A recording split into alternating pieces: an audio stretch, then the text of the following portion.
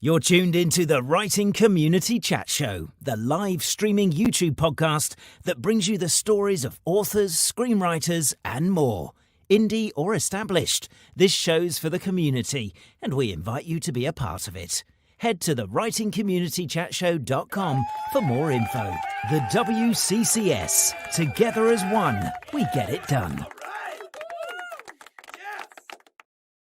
Hello and welcome to the Writing Community Chat Show.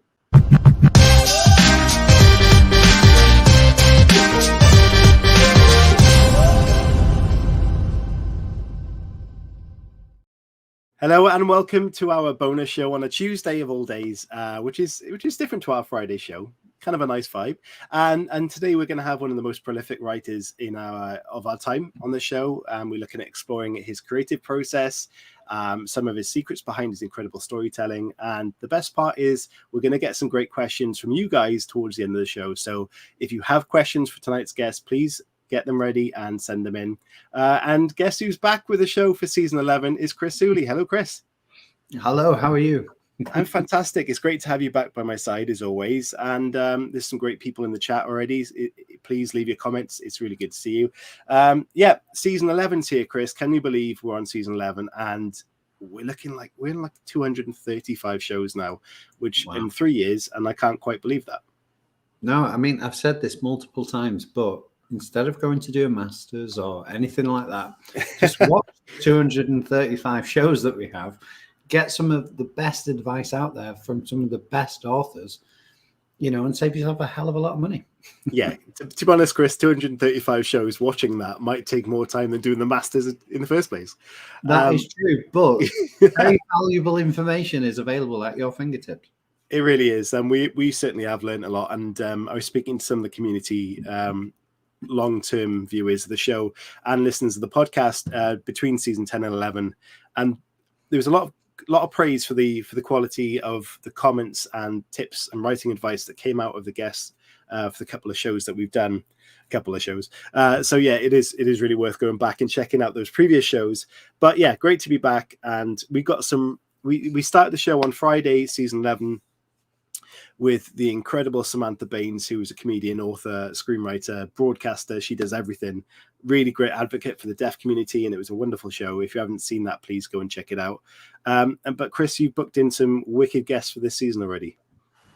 Yeah, I've lost count of how many great guests are actually coming on for this season. Like, this is like the obviously we've been going for quite a long time now. We've had some brilliant guests, Ian Rankin, just up there, John Niven. I'm trying to think of people at the top of my head, but there's been so many of them. But I feel like we're just taking it to a new level in terms of who we're getting on and the advice that we're going to get from them. And, for a lot of people that watch this show, that advice is invaluable. Like, they're all aspiring authors or people who love reading and love the stories that these authors tell us. And it's looking behind the scenes and going behind the curtain and just going, how do you do that? How do you actually put this story together? And that's what I love about it. And that's why I love being involved in these interviews. And I know someone's already made comments of the fact that I wasn't here last week. Well, I tried. Tried to be Call here, him out, guys. Call him out, definitely. Cool. Let's get tonight's guest on, or this evening's guest. It's weird, the timings, because we don't want to take up too much time. And of course, there's a lot of experience and knowledge here to get through. So tonight's guest has written countless best-selling books, including the beloved Alex Rider series, which has sold over 20 million copies worldwide. Yeah, he has also written for television with the highly acclaimed detective drama Foyle's War. Among his many credits, Anthony's work is known for its gripping plots, memorable characters, and sharp wit. He has also won numerous awards for his contributions to literature, including in 2022, he won a CBE for that service, which is absolutely outstanding. Ladies and gentlemen, please welcome Anthony Horowitz. Hi. Hello, Anthony. How are you doing? I'm very well, thank you. Very good to be on your show. I wondered to myself, 234 guests before me. Do I hear barrels being scraped? Surely not. You were too busy. Your schedule's been so packed we couldn't get you. So, not at all. It's a pleasure to be here.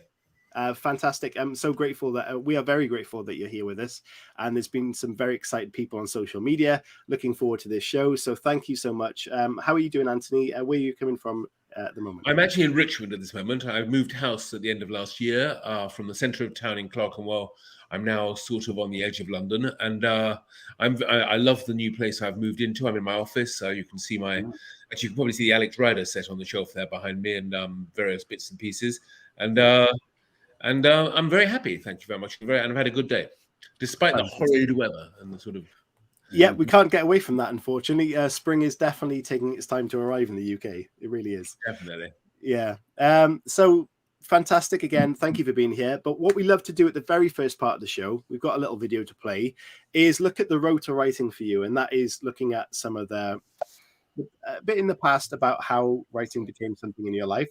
So I'll play the little video and we'll get stuck into that.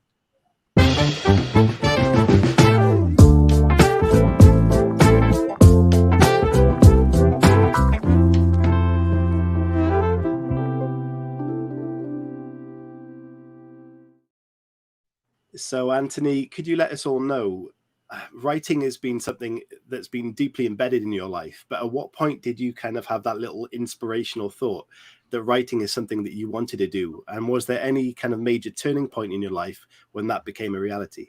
Well, it wasn't that little a thought. It was a big moment for me when I realized I was going to be a writer. I was 10 years old. Wow. I was stuck in a pretty unpleasant school in North London. I was a very unsuccessful child. I was not in good shape physically. I was not very clever. I was always bottom of the class. I was a naughty boy. I was always in trouble. I was very miserable as well. And the route to writing was, first of all, discovering the library and realizing how much I loved to read and immersing myself in books, not big, sort of clever books, but my first books I loved were Tintin. You may notice that rocket over my shoulder there. I'm surrounded by sort of Tintin memorabilia.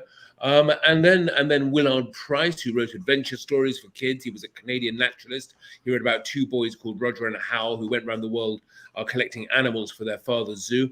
I know these days one wouldn't really sort of, smile at that anymore, but in those days it seemed okay. And I love the fact they had adventures and traveled and were always fighting criminals of one sort or another. And so reading made me think about telling stories and writing myself. And the turning point was telling stories to the other kids in dormitory. It was, boarding school. And at night I started to tell stories that I'd made up myself. And suddenly I was popular. Suddenly I was making friends. The kids wanted to hear the stories. And I realized at that age that that was it. I was going to be a writer.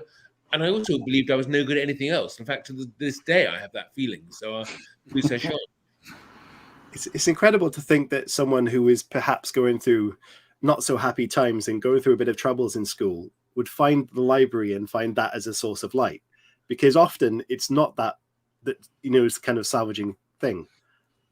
Well, I mean, it could have been, it could have been love, except there was nobody there to love, and it could have been, could have been finding some kind of other talent, but it was a place to hide, really. I mean, it was a safe space for me. It's one of the reasons why I campaign so much for sort of schools, particularly primary schools, to have libraries, and more importantly, still to have librarians, because whatever it is you want to do with your life, you will find inspiration in books. If you could be from footballer to I don't know, astronaut, or whatever it is you want to do, there's a book about it, and that was how it began for me.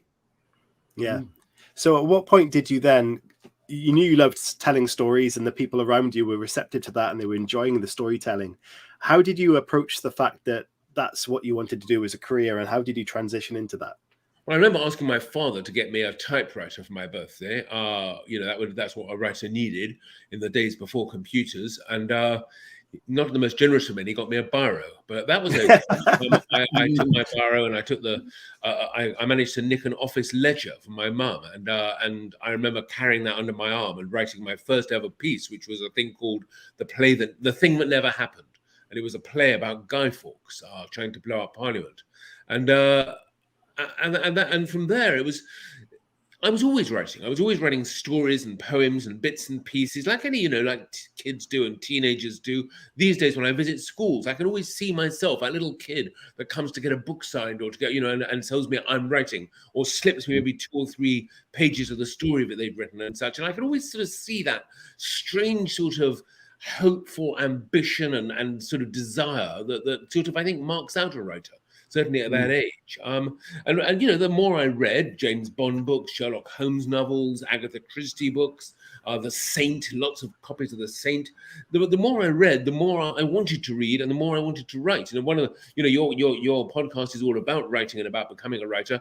And if I have any advice to offer, it's read. You know, I don't believe that a writer can really succeed completely. Incidentally, anything I say should be taken with a pinch of salt, because one of my favorite quotes in all writing is from William Goldman, Adventures in the Screen Trade, who wrote "Nobody knows anything," and that certainly applies to me. All writers are different, all beginnings are different, all approaches are different. I only know what I know for myself, but that's possibly nothing. Definitely. If someone was going to or wants to write in a crime fiction, what one book could you suggest to them to read as an example of kind of crime fiction as it should be? Well, it depends what you mean by crime fiction, really, because of course that covers a multitude of sins. You know, you mentioned Ian Rankin a moment ago, and his books are wonderful police procedural novels, quite hard-edged and quite sort of, you know, current and topical always. And if you want to sort of see how the master does it, which really is all you can do to begin with. I'm not a great believer in handbooks, how to write, although curiously, the first time I ever got a job working in TV, I went out and bought the first book I could find that simply, well, the title was How to Write Television. But that was different because what it gave me was the sort of format of writing for TV, interior, the church, day, all that sort of stuff. And it was actually very useful. A book by a man called Malcolm Hawke. I'll never forget it.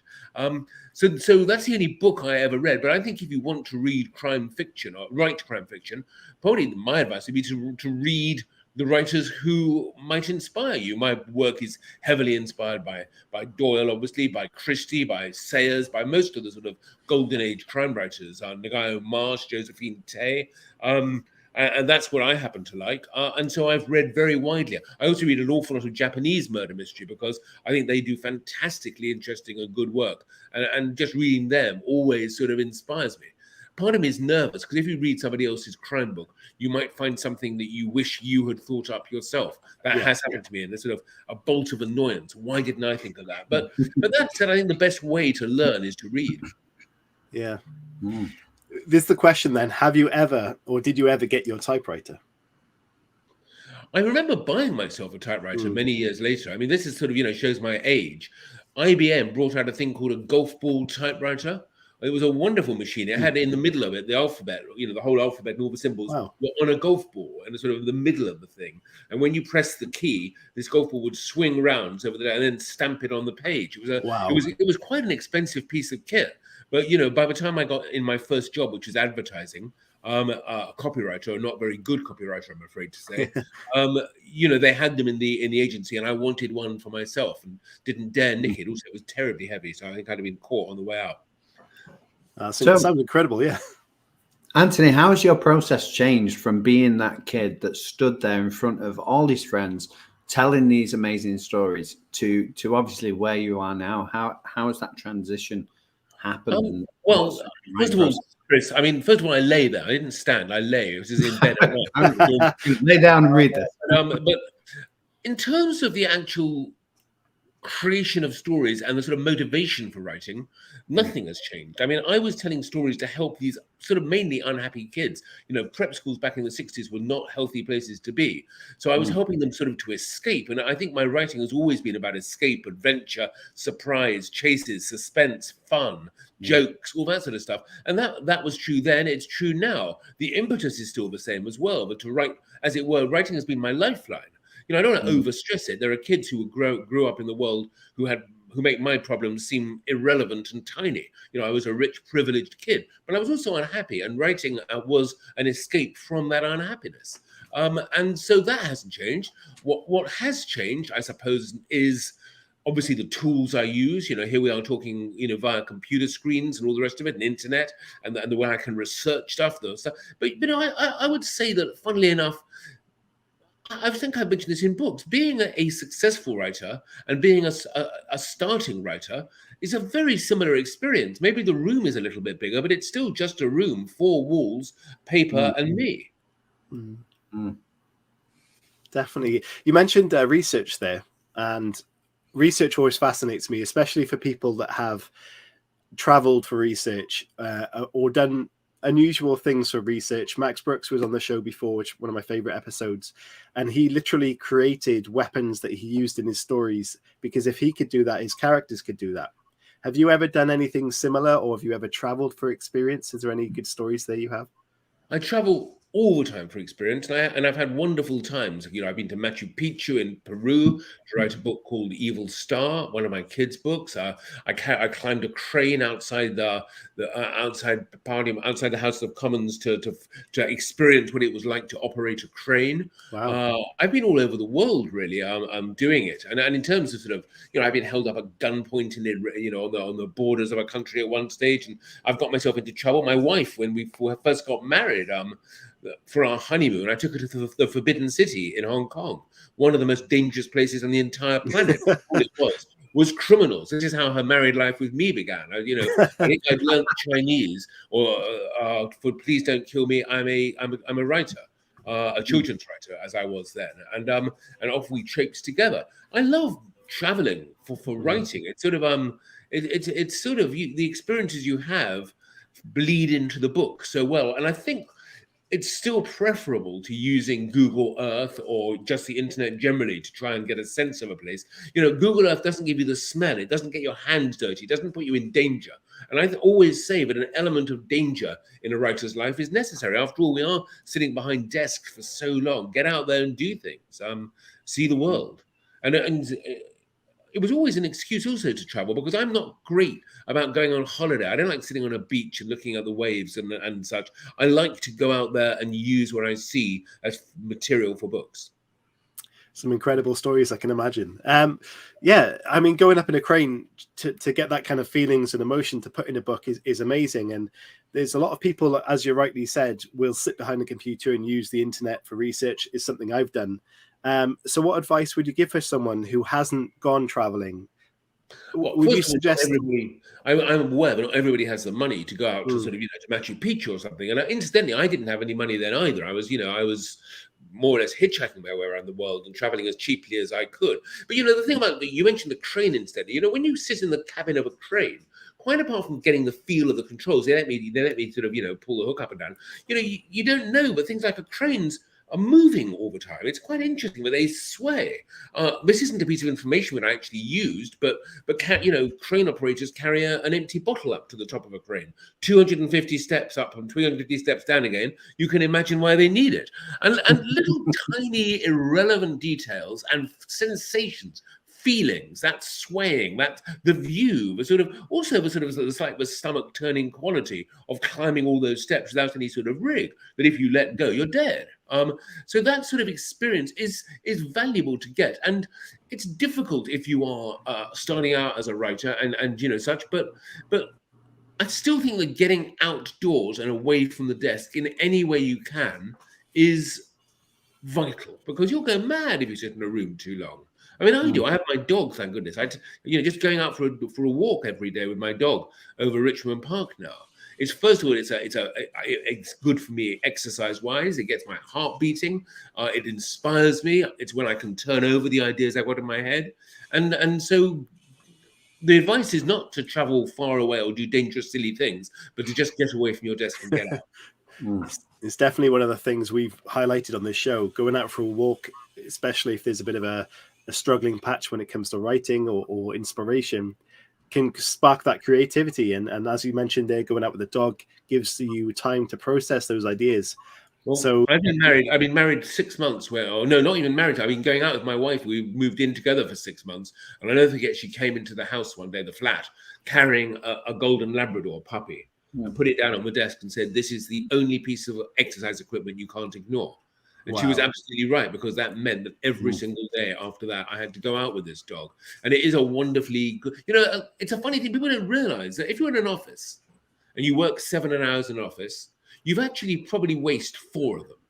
Because you meet people, you meet at the coffee machine, you have chats. If you have a meeting, the meeting starts with everybody talking about what the meeting is going to be about. And actually, if you compress down the amount of work done in a sort of a white collar office in the course of a day, and I'm not talking here about sort of, the emergency stuff or whatever, but in sort of when I was in advertising, we wasted half a day. But when you're on your own, 7 hours is an awful lot of minutes, and I actually work 10 hours, so that's even more. And to fill them productively without, just killing time on Twitter or whatever, or eating copious amounts of chocolate biscuits and endless cups of coffee and tea. It's sort of it's just vital to get out. Yeah, that sounds like my life. Twitter, coffee, and biscuits. Brilliant. Well, it used to be cigarettes for me. I mean, I still haven't found a satisfactory replacement for them. I haven't smoked for about 40 years, but part of me still misses that sense of what else was there that was designed for a writer to sit back and read the page they've just written, or the paragraph, and say, yeah, that's really good. And at the end of the day, to count up the ashtray overflowing with cigarette butts. But unfortunately, it also gives you cancer and kills you, so it's not a good idea. But even that picture that you just painted there with the ashtray and the cigarettes and the smoke, that isn't something a lot of young writers can relate to anymore, because they don't of see course it. not. But the trouble is that if you replace it, as you've just said, with the biscuits and the tea, that's just death by another means. Of course it is. Yeah. So, Anthony, does your process change? Obviously, you're in the same room, you talked about the same four walls and the walking the dog, but does it change for you writing for children compared to adults? Is that something that comes to the forefront of your mind, or are you just always in the same sort of pattern regardless of what book you're writing? Well, first of all, not many writers do both, and I understand why, because they are very different worlds and you have to have a different application. But I don't think it does change a great deal, to be honest with you. I've said already what my currency is: pace, adventure, excitement, suspense, surprises, murders, violence, jokes. And that's true of children's books and adult books. And I tend not to differentiate between them, to be honest with you. And this is something I was at the Oxford Literary Festival yesterday, and anybody who was there will have heard this already, and I apologize for that. But it is, you have asked the question. I always say, but you should, in my view, it is a mistake to sit outside the book, to sit on the edge of the book, and to start thinking about publishers and markets, and is this a children's book or is it an adult book, and will people understand this word and that word? I prefer to be inside the book when I'm writing it. So therefore, when I'm working on an Alex Rider book or a Hawthorne novel, I'm not really thinking of anything other than what I see as a character inside the book. In the Hawthorne books, I am actually a character. I'm a sidekick. But even if I'm not actually an active character in the book, I still like to be standing next to the characters, feeling what they're feeling, seeing what they're seeing, and living inside the world, which also makes the time go faster. So I can start work at 8 in the morning or 9 in the morning and glance at my watch, and it's gone 2, and I just haven't noticed the sort of the minutes going past, or the fact that I've been on my own for so long.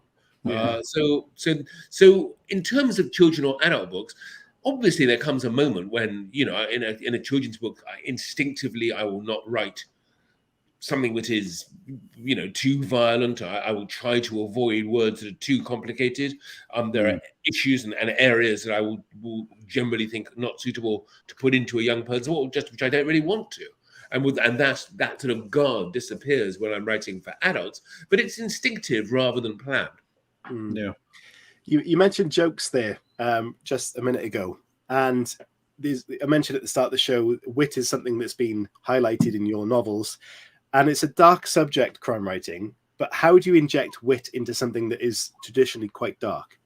Through character, largely. I mean, Hawthorne, the character who I'm writing about, who's a detective at the moment, and I have a very strange, and I'm a sidekick. We have a quite strange relationship, and quite a difficult relationship, and we don't get on terribly well a lot of the time. He keeps calling me Tony, which I really, really dislike. I wish he'd stop. But there are other things too, some of his attitudes, and so within that, humor comes out of it comes out of some kind of tension, doesn't it? It's the unexpected. It's also and it's sort of when things rub against each other. I mean, the oldest joke in the world is the custard pie in the face, and that is just an example of two objects colliding, and it's automatically funny. So I suppose tension and collision and character are where you find comedy. When I'm writing with Diamond Brothers, which is a series of kids' books I do, I still tend to sit down and work quite hard to think of jokes and sort of think up Yeah. wordplay and such. But even that, the real joke of the Diamond Brothers books is that Tim Diamond, who is in his 20s, is as thick as anything, and his younger brother Nick, who is 13 or 14, is preternaturally clever and smart. And it's the clash between the two brothers, his idiocy and Nick's rather mordant observations, that make the humor emerge. And jokes, incidentally, I always wonder where they come from. I have a sort of strange sensation that the jokes somehow arrive, and I don't think them up, they just sort of are there. Yeah. Is that a Chaplin, a little model behind you? Which Charlie Chaplin? Yeah. No, I've got if you're looking over there. Oh yes, yeah. It's Thompson. More yes, it was. Sorry, I just behind your head. Yeah.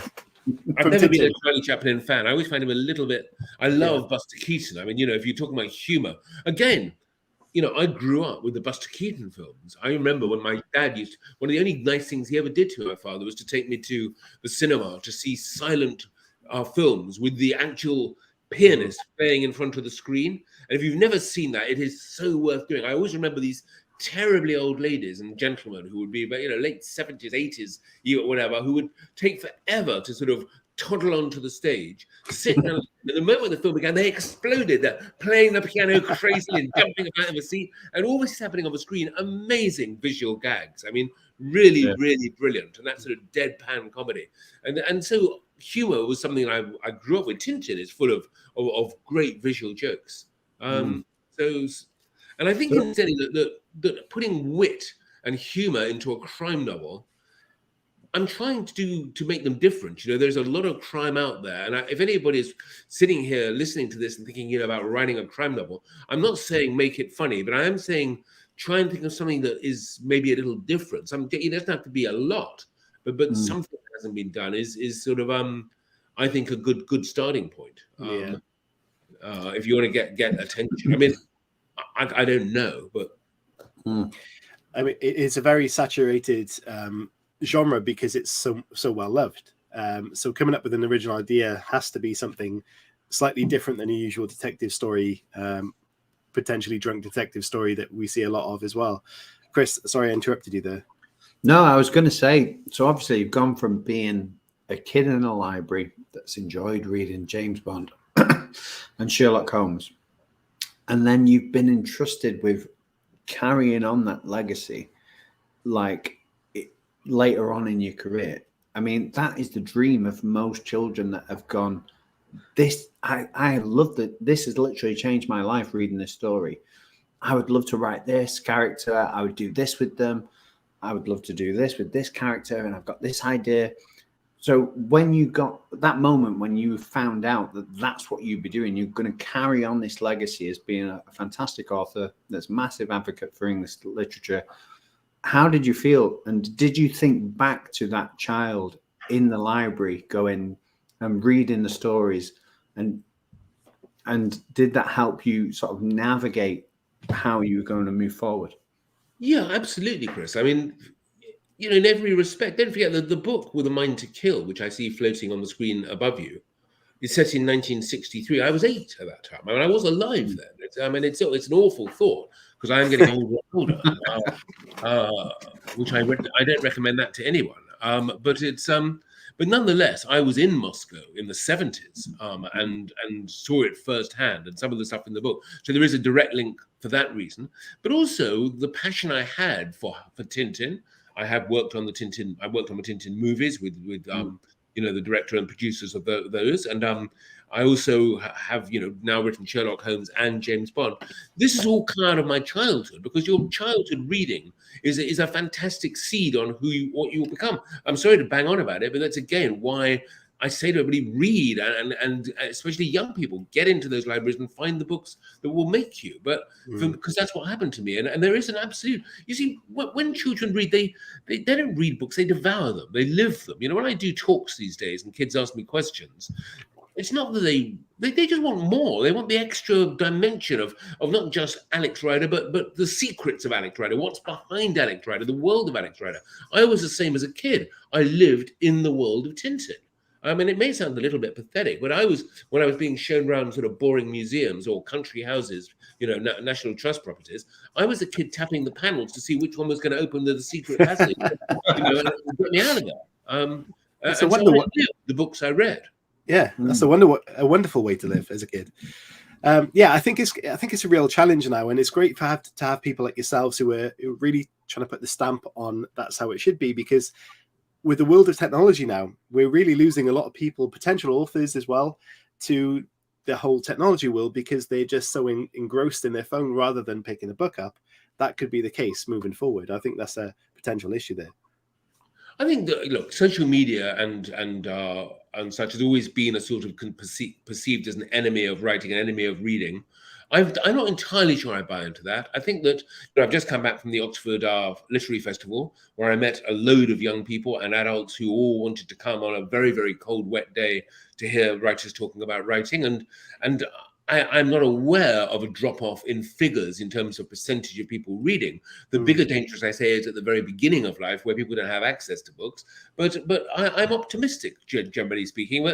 But you're right. I mean, sorry, you are right. It is true that when I'm on a tube train nowadays, I will see 50 people with their heads not quite buried in an iPad or an iPhone because it's too small, and very, very few books now. But I have a hope and a belief that that the book is still here and is going to stay around for some time to come. Bob Tomlin has just put a comment. Says, Anthony was the voice of my childhood. Reading Alex Rider brought me so much joy. He is one of the reasons I love reading to this day. I've now read his adult books as well. So that's great to see there. There's a transition from your children's books into your adult books as well as a reader. And someone as their inspiration too. So yeah, I hope you're right. It's great to see that people are attending these events as well. And I hope that carries on. Definitely. But if I say thank you to Bob, because that's exactly the sort of message I love to receive. I mean, that's exactly the purpose of my life. And it makes me very happy. I mean, nowadays at Oxford and other places, I am meeting 30-plus-year-olds who read me when they were 8. And it's a wonderful feeling that I have been not a huge influence in their life, not a big part of their life, just think nothing more than a molecule in the bloodstream. But even so, a molecule that has somehow hung around. And so many people come and tell me what Bob has just said, that it makes my life feel that it's had a sort of a value. I mean, you nailed it on the head earlier when you mentioned the word escapism, because that's what reading is for a lot of people. That's what writing is for a lot of people. And for you to provide that information and those worlds for your readers to go into, especially looking at the past few years through COVID, that's a wonderful thing to be able to produce for someone. And it's great to see that comment there has followed you throughout your career. I think that's wonderful. COVID, of course, was a time in which books came into their own. I mean, and you probably know that the books sales spiked in COVID. More people bought books. Amazon was still delivering. Obviously, I feel bad for independent bookshops and for chains who lost out, but nonetheless, books were valuable to people at that time. Funnily enough, crime fiction was the genre that spiked most. Make of that what you will. Anthony, we've had quite a few authors on the show that have been offered massive, I'm going to say gigs, but that's not I don't mean that in the right way, but they've been offered to take on the legacy of somebody else, and they've shied away from it because they've been intimidated by the prospect of taking on somebody's work that they have loved and enjoyed. So how did you react to that in terms of you were given Ian Fleming's character to work with, Arthur Conan Doyle, you were entrusted with Sherlock Holmes? For some people, that would be too much like expectation for them to take on, going, do you know what, I'm going to tackle this character. We know people that we've had on the show that have been given opportunities that are similar and I've shied away from them and gone, no, I can't do that. So how did you approach it? Forgive me, Chris, I didn't really answer your question, which you posed to me a few minutes ago on this subject. When the first one that came to me was Sherlock Holmes. The Doyle estate asked me to do a Sherlock Holmes continuation novel, and I agreed to do it because I loved Sherlock Holmes, and I was fairly confident I could do it, but not that confident. I was nervous. So before I wrote the contract, or I signed the contract rather, I wrote the first chapter. I wrote the first chapter of The House of Silk, which was the title of the book in the end, and gave it to everybody and said, look, read this, and if you're happy with it, I'll sign the contract and write the book. So they read it and they were happy with it, and I went on with it. I did say, however, I would take no notes from anybody until the book was finished. I didn't want to have to be constrained. I wanted to be able to be free, but I did it with a great amount of humility. I mean, the truth is that if you're going to try and reproduce the work of a master, and Doyle is a very, very good writer indeed. I mean, you know, a Gothic romanticist, his descriptions are superb, his characters are brilliant, his world is so incredibly well defined. If you're going to try and be Doyle, you've got to recognize that he's better than you are. And that was my first acknowledgement. He is a better, I would have raised my game. I would have write like him. So what did I do? I read everything he had written. Not actually just Sherlock Holmes books, but Captain Gerard and one or two other books too, of The Lost World, etc. And really got myself immersed in his language and his world before I began writing the rest of the book. And then it went well. I mean, and I knew that it was okay as I was writing it. I was sort of, you know, I was still nervous. I was very nervous about the both Bond and Sherlock Holmes fans. You know, these books make people passionate. People have their lives. You know, there are societies in England. I think there's a Sherlock society. In America, there's a Holmes society. There's a society of the Baker Street Irregulars.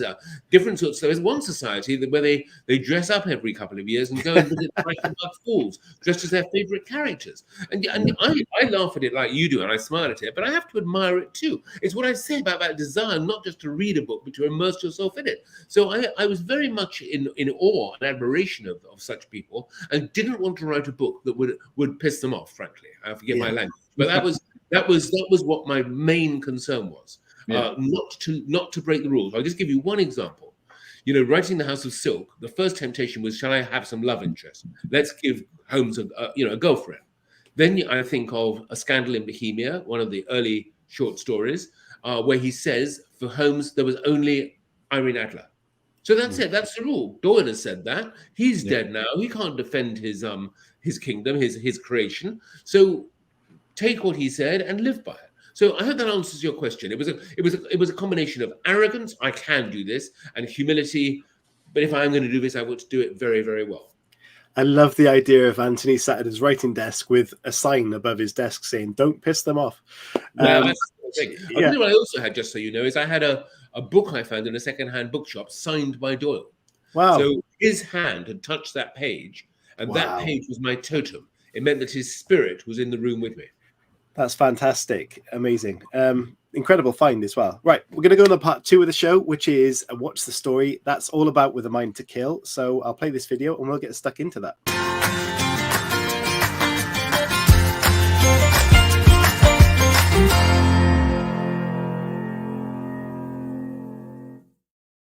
So, Anthony, can you please let everybody know that might not know what With a Mind to Kill is all about, please? Well, With a Mind to Kill is the third of 3 books about James Bond that I've written. One was at the beginning of his career, one in the middle. Now we're in 1963, more or less at the end of his career. And it follows on directly from The Man with the Golden Gun, in which Bond was brainwashed by the Russians, having been held captive and sent to kill M. And it describes a plot by MI6 to pretend that he has killed M, but the brainwashing has worked. He is sent back to Moscow. This is at the time of Khrushchev, or is it Brezhnev? It's Khrushchev, and is asked to infiltrate a new secret society in Russia, pretending that he is a brainwashed assassin. So that is sort of it. Fantastic. The link to that is in the description of the show at the YouTube and podcast, if you want to check that out now. I believe it's out. Is it already out or is it out next month? The paperback is about to come out imminently, which is so it's a good time to get it. And of the 3, I have to say, I think it's my best. I mean, it was quite an interesting book to write. Putting Bond is, you know, in the cinema, we always think of Bond in sort of rather beautiful places. Dr. No, it's sort of, you know, Crab Key and Jamaica and the Caribbean, or it's the south of France, a casino. But Moscow and East Berlin, where this book is set in the 60s, is sort of quite a grim environment. And it's also an interesting book because 1963 is sort of the year before Ian Fleming dies. It's also the year when The Spy Who Came In From the Cold is published. So you can see that sort of the spy, like James Bond, is almost over, and the colder, darker, more hard-edged spy of Le Carré is coming in. And so it's an interesting time to be writing. Certainly. There's a lot of debate about James Bond as in the acting character, who will play the next James Bond. Have you got a favorite that's played the movie series at any stage, or is there someone that you really think should pick up that the next James Bond character? I can't comment on who will or should play it next because I don't know. I mean, Eon Productions have never yet cast a bad Bond, in my view. I think they've all been terrific. You asked me what my favorite is. That's a bit like asking me how old I am, because it's Sean Connery, because that's who I grew up with, and how can I get him out of my head? But when I was writing the books, for what it's worth, I always saw Daniel Craig, funnily enough, but I heard Sean Connery. So it was a sort of a mashup between the two of them. That's amazing. Daniel Craig for me has been fantastic, and Sean Connery was also an amazing actor. Yeah, but let's not forget, Pierce Brosnan and Timothy Dalton and Paul George is it Lazenby? Yes, who was also great in his own way, and Roger Moore. Some of his films one looks back on now and sort of think, gosh, that's a bit, those safari suits and those jokes. I mean, really. But at the time, I can assure you, they were brilliant. They were hysterically funny, and there is no comment. Well, there you go. Great hands down. Somebody knows what they're talking about. Yeah, Anthony, how far are you influenced when you're sat there to write the next James Bond novel, which obviously a whole host of people are going to be reading as, this is the James Bond we know and love, and people are, even in the comments, people have different interpretations of who their James Bond is. So how does that influence you when you're actually sat there and you're writing and going, this is a James Bond novel? Well, I'm sort of also in a way over Holmes. I am very aware of the fan base. And the first thing to say is that the books exist in a different world to the films. I am not writing Daniel Craig stories. I am writing Ian Fleming stories, and the world of the films is set now. And my books have all three of them been set in the correct timeline of Bond, which is in the 50s and 60s. So I am protected by Fleming, because I don't put anything in the books that Fleming wouldn't have put in himself. Obviously, there are areas where I have to be careful, certainly to do with sort of xenophobia, or what might you call racism, and the depiction of women, although I think Fleming actually creates some extremely strong women in the books and is not misanthropic at all. So I'm not nervous of his world, but I embrace it pretty fully. Yeah, it's very interesting writing in also the 50s and 60s. How do you maintain a sense of authenticity of that era, and do you think that's kind of important with potentially a lot of young readers now not knowing directly what that would have been like? That's not in my head. I'm not trying to educate people to sort of, what people were eating or drinking or smoking or doing in the sort of 60s and 50s. I'm more interested in being authentic, and as I say, to emulating as much as I can Fleming. And how I do it, it's an awkward process, because I've talked about being immersed in the book and allowing everything to flow. But with the Fleming novels, it is important to get it right. It's not, I don't care about people sort of tweeting me and saying, hey, you made a big mistake, the cigarette Bond is smoking and this thing didn't come onto the market for another 2 years, because whoever sent me that tweet will have had pleasure sending it and pleasure noticing the mistake. So I'm not worried about that, but I like to get it right even so. And so, I will go for as long as I can, but when Bond buys something, drinks something, says something or whatever, I might have to stop and then go onto the internet or into one of the many, many books that I have here about the world of the 60s and James Bond and everything, to just double check, first of all, that I am chronologically correct. And secondly, that this is harder still, that what Bond is drinking or wearing or driving or whatever it may be is something that Bond would, that he wouldn't sneer at it, that it's got to be, there's a car in the very first chapter of With a View to Kill. I think it's a Hillman Imp.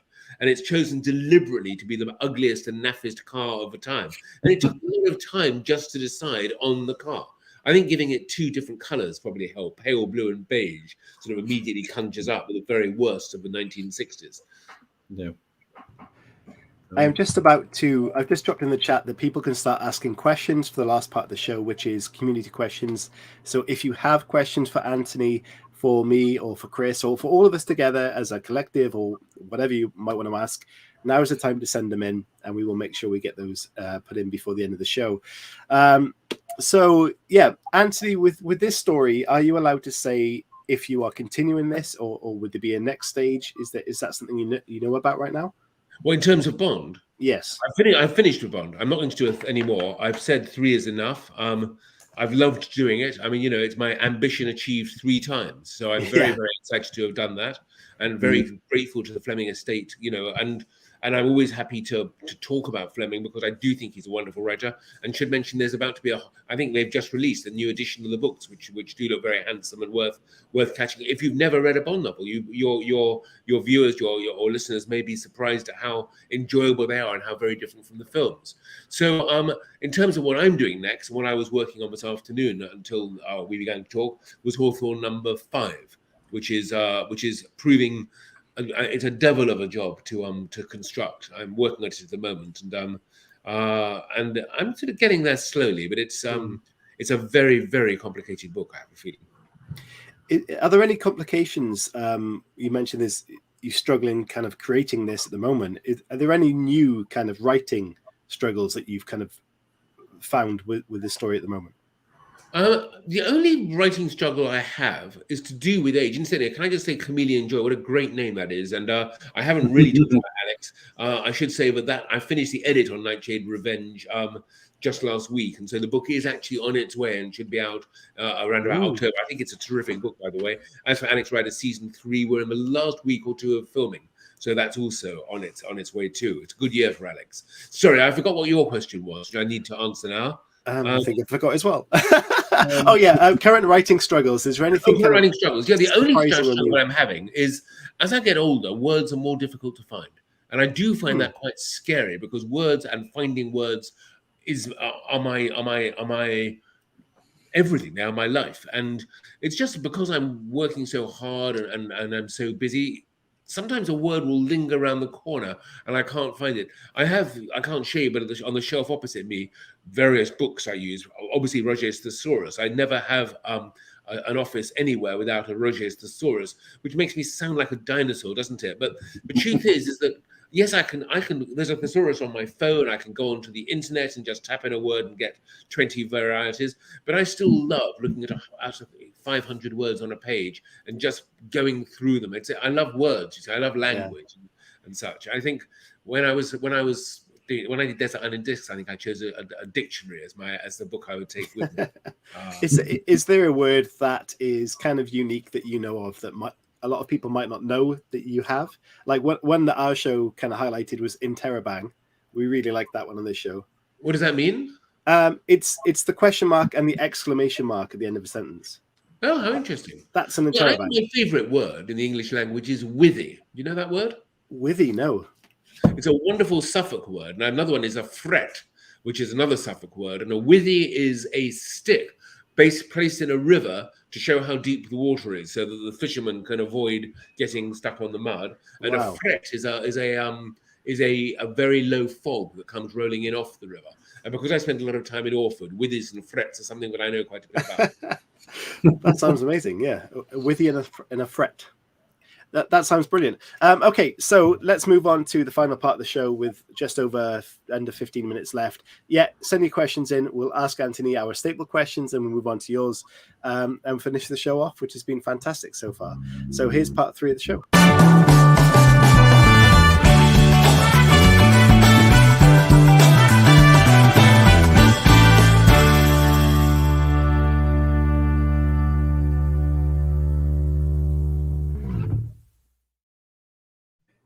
Chris, I'll let you start these off. Wow, there's so many. Start with our staple questions, and I'll highlight these ones. Yeah. So some of our staple questions is, one of them is I'm going to ask it anyway. Yeah. But you're on your deathbed and you're looking back at your writing career. I know it's a bit morbid. But what does success look like to you? I mean, it's the skull again on the shelf above my head is a good ornament for this question. So, it's the question on my deathbed. What is the definition of success? Yeah, what does it look like to you? What would you be happy with, Horatio? I think the thing I'm most proud about having done in my life is written Alex Rider, because it's brought so many young people into the world of books and reading. So I will look back on Alex Rider and will think about that. I'll tell you the saddest thing that I will be thinking about when I'm on my deathbed. I have a piano, my mother's piano, every day. Again, another thing I do to sort of to vary the day, to get me away from my desk, is I go and play that piano. You could say from one keyboard to another. But I think on my deathbed, I'll think about the piano being silent. After I'm gone, all that work, learning all that music and playing Bach and Chopin and Beethoven, because I play classical, that'll be silent. And I'll think about that too. But I'll think about Alex Rider, and at least I'll go out with a smile. So, Anthony, I've got a question from that.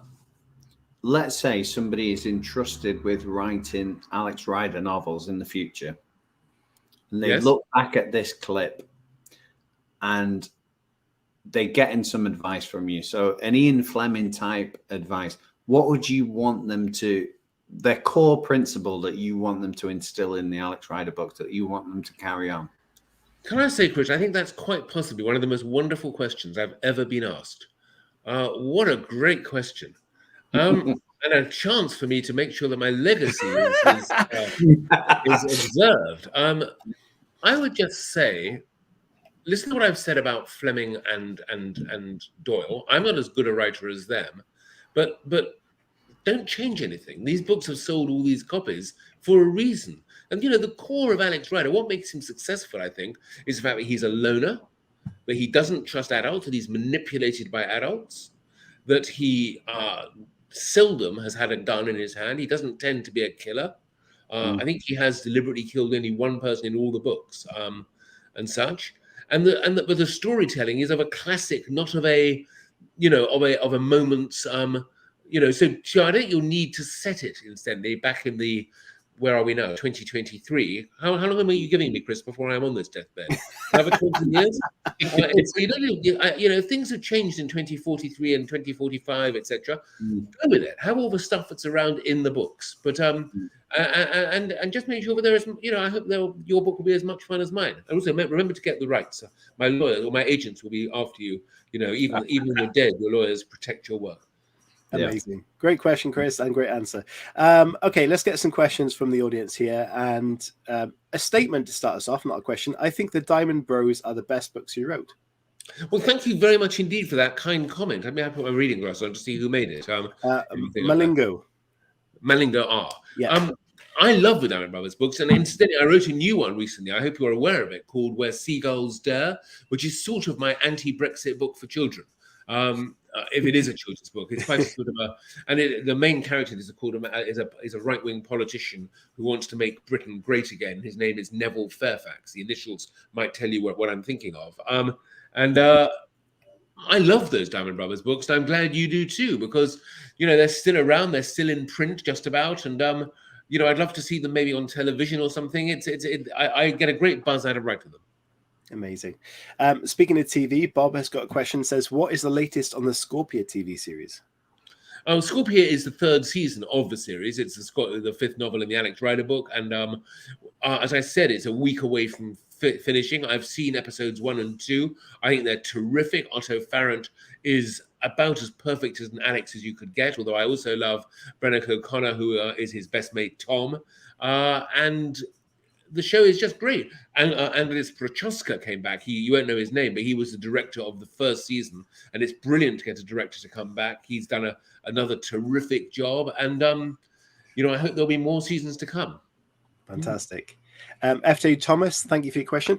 Were there ever any other genres you considered writing or are considering dabbling in? Which is something I wanted to ask. I'm not a dabbler by nature. I tend to be wholeheartedly in or not. I guess I would quite like to write. I don't know. Theatre. Theatre is my big challenge. I've written a couple of plays. They, to be honest with you, have not done spectacularly well, which is another way of saying the critics absolutely hated them. And I would love to have a successful play. And I'm still thinking about it because I think theatre is a fantastic challenge for a writer. I don't know if you ever speak to theatrical writers on your program and on your podcast, but the writing for live theatre it's really living on the edge of the cliff. It is terrifying. And I think you're right. There aren't many roles you can do where you get instant feedback from your writing, is there? Because you will be criticized or potentially judged by your actors and then the audience instantly as well. So yeah, that's really heart on your sleeve, isn't it? Indeed so. So that's the thrill of it. And if you get bad reviews and you have to still go back the next night and the night after, it can be quite a difficult and unsettling and unhappy experience. But that said, when you go to the theatre and you see a play that is working, I went to see Phaedra a couple of nights ago at the National Theatre, and it was just 2 hours where I sort of just was glued to what was happening in front of me and absorbed at the sort of the cleverness of it all. And the fantastic performances, and then there's sort of magic there. I want some of it. Do you have a production that you really suggest people should see? Well, I mentioned Phaedra, which is still on at the National, and I think that is, curiously, the critics tore that to pieces. They had a lot of 2-star reviews, and when I went in, I thought, what am I doing? But what do they know, really? I'm trying to think if there's anything else I've seen recently. I'm going to Oklahoma next week, which is a musical. Which may be good. I saw Best of Enemies. Anything that James Graham writes is great. I suppose Oklahoma's been around for a long, long time, hasn't it? It's Roger and Hammerstein's first musical together, but this is a young Vic production of it, which is meant to be quite spiky and different. I'm seeing Guys and Dolls as well, which will be fantastic. I mean, that's the hot ticket at the moment. Okay. Chameleon Joy has got a question. What's your advice to get around writer's block? Plot problems? Is it best to write through it? I just keep rewriting instead of progressing. My answer to that is I don't really have writer's block. I'm normally working on 2 or 3 different things at once. And if one thing gets snarled up and it's not working, I write on something else. I never sit at my desk just sort of staring at the blank sheet of paper. I tend to, as I've said, go out with my dog, go for a walk, do something else, watch a television program, read a book, go and have go to the gym if that's what you like, go for a swim, but don't just sit there staring at the page. And certainly I think it's a bad idea to keep rewriting, hoping you're making it better. Writing is about flow, as far as I'm concerned. Get to the end, get the whole thing finished, then you can start playing with it a little bit before you send it off to try and get it published, performed, whatever it is you want to have happen. I agree. Yeah. We highlighted again, going out for a walk is one of the best things I think we can do. One more question, and that's from Anya. Thank you, Anya. She says, what is your doggy's name? His name is Chase. But as is often the case, I tend to call him anything when I'm walking him. I call the first word that begins with CH is I call him. So sometimes I call him Fizzle, or sometimes I call him China. He's confused. I'm surprised it wasn't. Alex Rider books in the early editions. The dog's name changed on every single edition we published.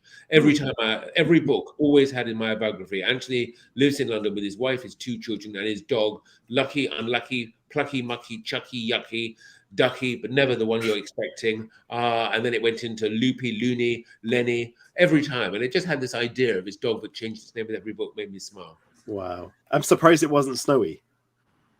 I could have called him Snowy, although, of course, in the original, he's Milou. Oh, really? Or the Belgian. So, Snowy, no, my first dog was white, but the one I changed the name of, Lucky, was a brown Labrador, and Chase is black. So Snowy is not appropriate. Yeah, potentially not. Okay, Anthony, we're nearly at time, but before we can go, can you give one possible writing tip for someone that may be looking to get in the crime genre, or maybe just starting out writing? What one tip could you give them from all your experience that would be valuable to them?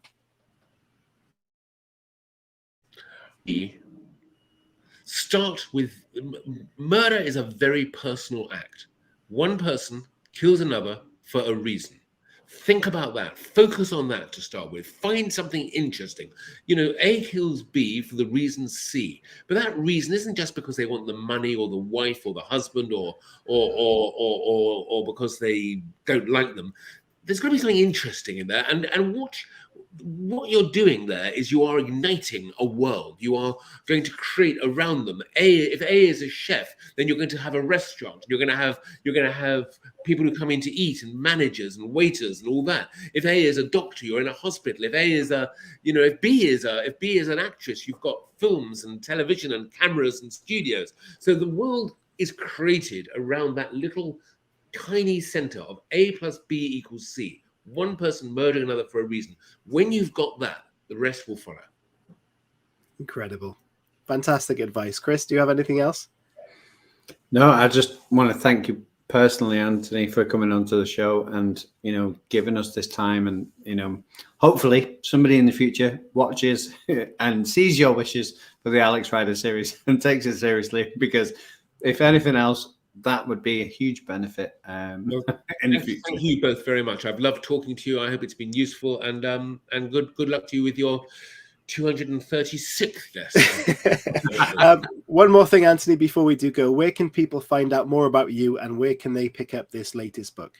Well, my books are sort of pretty available in bookstores. I mean, around the country. I have a website, anthonyhorowitz.com. It does need to be sort of upgraded a bit or whatever.